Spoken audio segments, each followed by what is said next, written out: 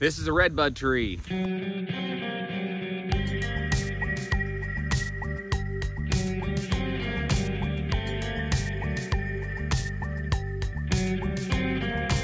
Last winter, I planted about 50 redbud trees next to the property line. It's what I like to call my property line hedgerow food forest.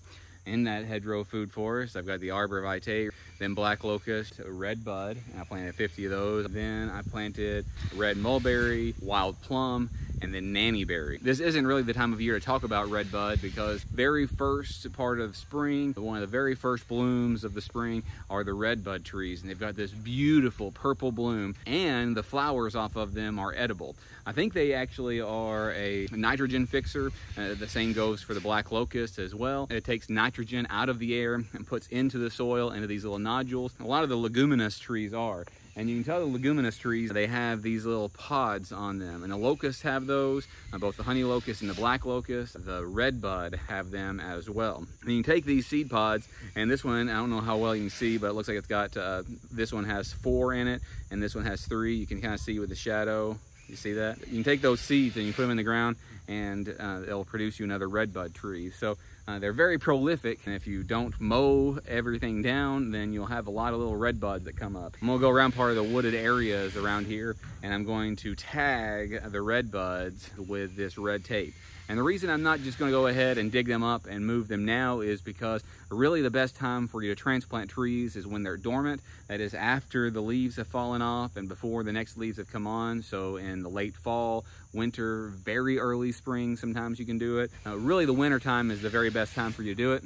If you can wait till then, and we certainly can, and then that would be a better time to do it. The reason I'm tagging them is because they're far harder to identify without the leaves. I'm sure you can do it. I'm not really sure what the defining characteristics besides the heart-shaped leaves. You see how heart-shaped it is?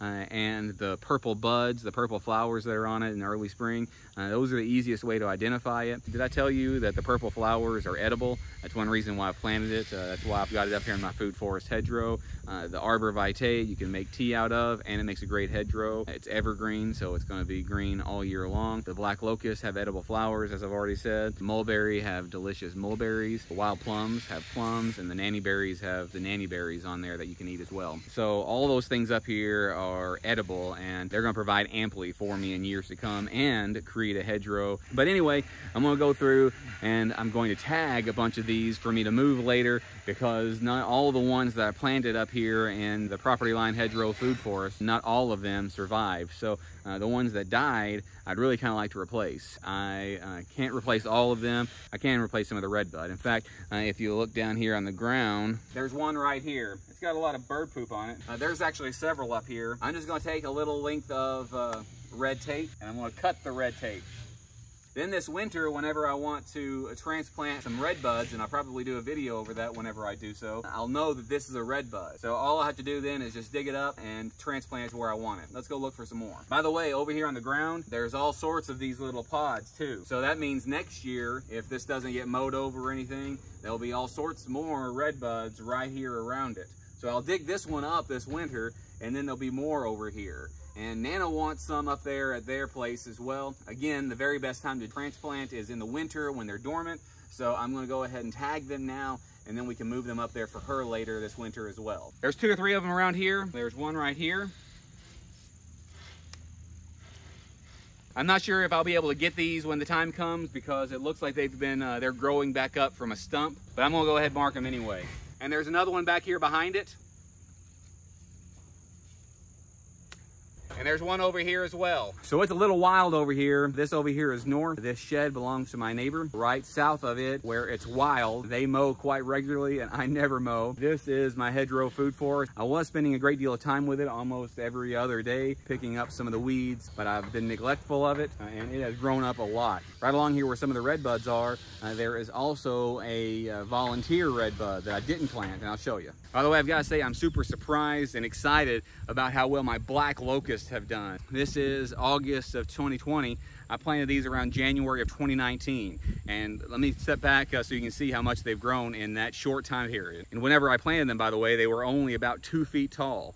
So only about 2 feet tall in January of 2019. And now look at them. They're probably 20 feet tall. 20 feet. Isn't that incredible? 19 months, I guess. In about 19 months, they've grown from 2 feet to 20 feet. So this redbud right here, it's got a yellow flag on it. This is one that I planted early this year. And they've not had incredible growth at all, but right here beside of it is another one that I didn't plant.